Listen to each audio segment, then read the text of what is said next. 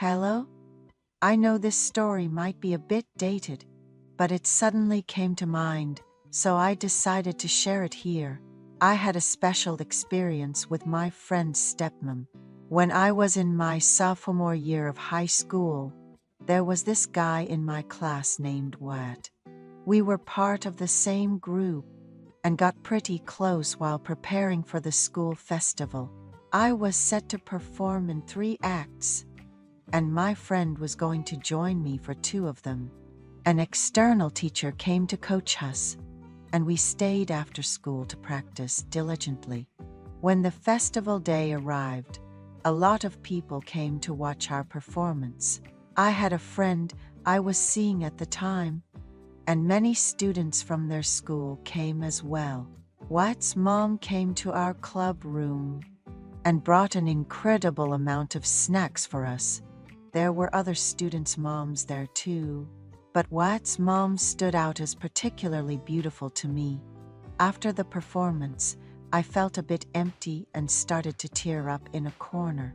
That's when Wat's mom came over and said, "You've poured so much passion into practicing, and now that it's over, you feel empty, right?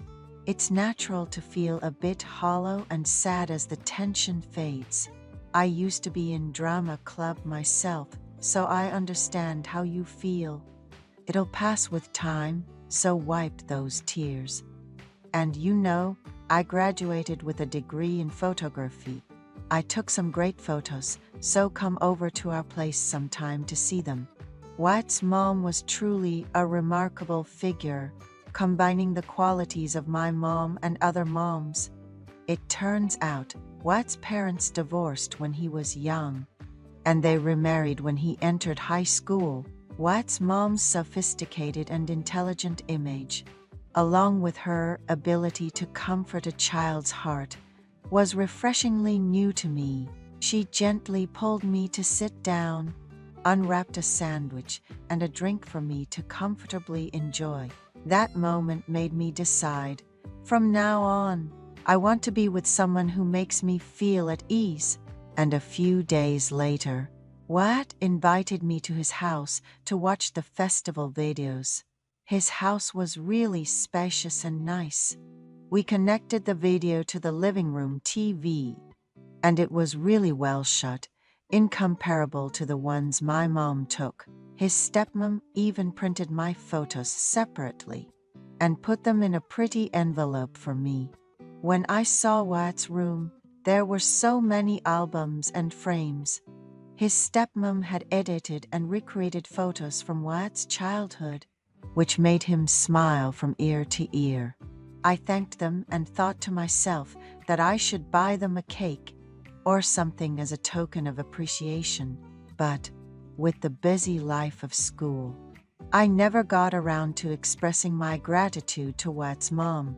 I was admitted to a well-known engineering school and was thoroughly enjoying my campus life when one day, after class, I ran into Wat's mom on my way home. "Hello, Wat's mom," I greeted her, and fortunately, she recognized me. I offered, "Ma'am, let me buy you a cup of coffee. Would you like to join me?"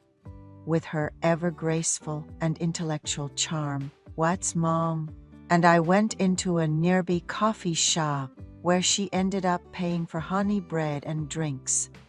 "Ma'am, I earn a good amount from tutoring. I wanted to treat you. Why did you pay first?" I asked. She replied, "In my eyes, you're still a kid. Let's have a meal together next time." Wat is attending a college in another region, so his mom mentioned she didn't have much to do and was taking guitar and foreign language classes at a cultural center. She said she didn't have many friends in the neighborhood and usually drinks coffee alone.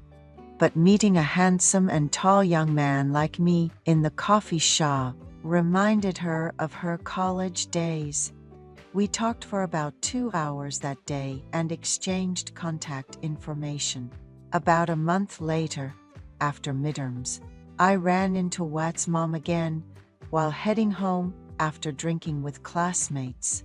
This time, we met in front of a supermarket, and her shopping basket seemed very heavy. She regretted not bringing her car, wondering how she would carry the heavy basket home. I swiftly picked up the basket and walked her home. She seemed slightly apologetic. It was her husband's birthday, and she was planning to cook various dishes. Seeing me, she asked, "Do you want to help me cook?" I admitted that I was only good at eating and had only cooked ramen before, but offered to help with errands. She was quick with her hands, making several warm dishes and asking me to taste them to check the seasoning. The food, freshly made, was delicious. However, we received a call from her husband, saying he would be late because he went to a funeral, and it would take him till dawn to return as the location was 2 hours away from home. Wat's mom looked disappointed. "Let's have dinner together. You already helped me so much with the heavy shopping basket," she said, taking out some side dishes from the fridge. Unintentionally, I ended up celebrating her husband's birthday with her, which felt odd. The food was really delicious. After a hearty meal and expressing my gratitude, I was about to leave when she said, "If you have time, stay and talk with me for a while." She seemed very lonely. She even expressed doubts about whether it was right for Wat's dad to go to the funeral. As she began crying, she admitted how difficult her life after remarriage had been. Her sobs were so intense that eventually they turned into loud wails. It reminded me of a time in high school, after a performance in the club room, when I felt so empty and cried, and she had comforted me. I sat down next to Wat's mom and tried to offer some comfort of my own, saying, "I don't know much, but I can't imagine anyone would neglect such a beautiful wife as you." She looked at me and said softly, "I've lived feeling unappreciated as a woman." She told me that Wat's dad would come home drunk 5 days a week due to his business. And on the days he didn't drink, he was too exhausted and just slept. I realized what she needed, and we spent time together. She cried out of happiness. I hugged her tightly, feeling sorry for her. By the time I checked, it was early morning. Since then, I occasionally met with Wat's mom. We went on dates outside when Wat was home, and at Wat's place when we were alone. One day, she told me she was getting a divorce and would soon move away to her hometown. That was the end of our relationship. I'm now a new lead, married for a year. 10 years after that incident, I saw her at a coffee shop during a company workshop in her hometown.